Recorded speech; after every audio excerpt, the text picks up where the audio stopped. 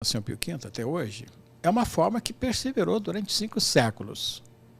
Se naquele tempo os de rito de 200 anos, por que agora não de 500 anos, que foi totalmente codificado pelo Papa São Pio V? Se o Espírito Santo deixou este rito, que o Papa Bento XVI, no moto próprio dele, diz que nunca foi proibido, e ele fala como Papa, nunca foi proibido.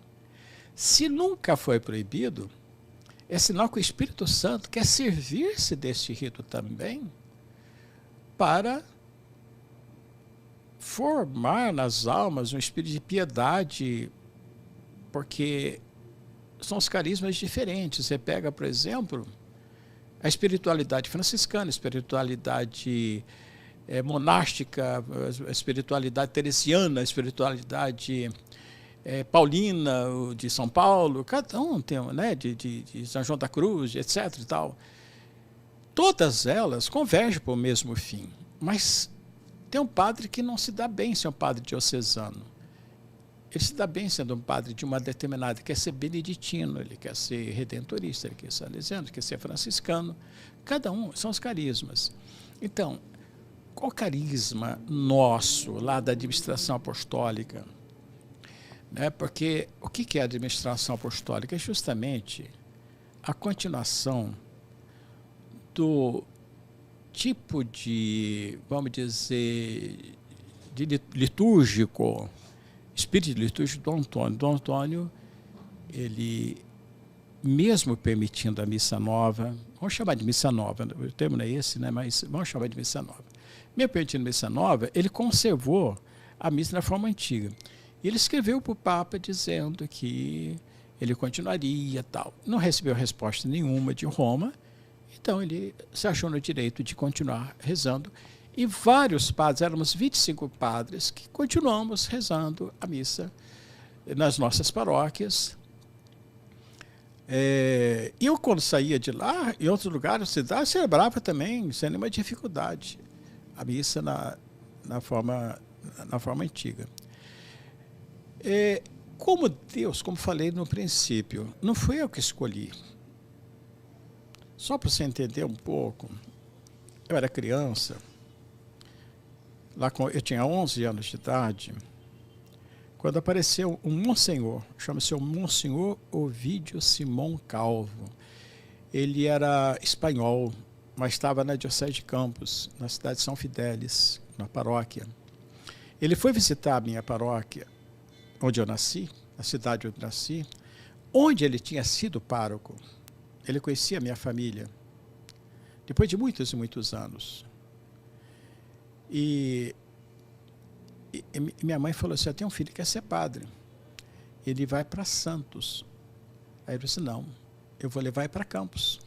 Eu tinha 11 anos. Qual a escolha minha? Naquele tempo era tudo, só havia missa na forma antiga, não havia missa nova, todos os padres usavam batina. O único padre que eu vi sem batina de clérigma foi no Rio de Janeiro, um padre do Nordeste, foi o primeiro padre que eu vi sem batina na época.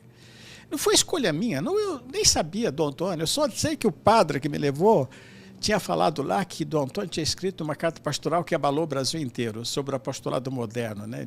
Ele fez uma carta pastoral. Então, Deus me inseriu ali naquela diocese, o seminário era a missa na forma antiga, eu fui ordenado na forma antiga, e eu fui coroinha antes de ir para lá na forma antiga.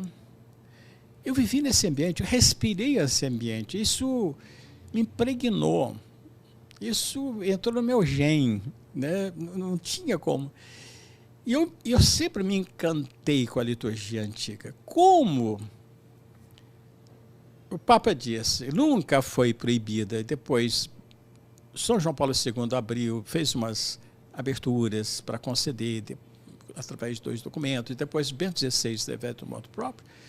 Aí nós vimos, olha, nós não estamos fazendo nada de irregular. E o próprio Papa São João Paulo II, cuja memória celebramos hoje, bom falar, eu rezo muito, eu peço muita intercessão dele.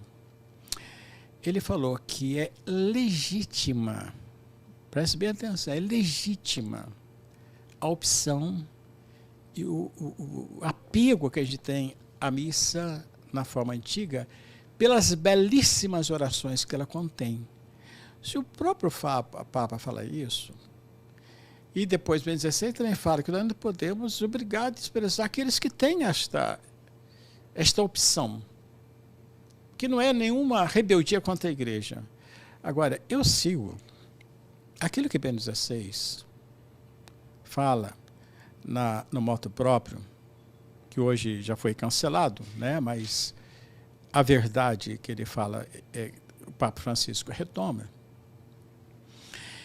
é que os padres que aderem à forma antiga devem estar abertos à celebração do Novus Ordo. Para quê? Para mostrar a comunhão, porque o Papa Bento XVI fala que também é um instrumento que conduz à santidade, se bem celebrado, porque o que a gente pode, que muitos criticam, são os abusos.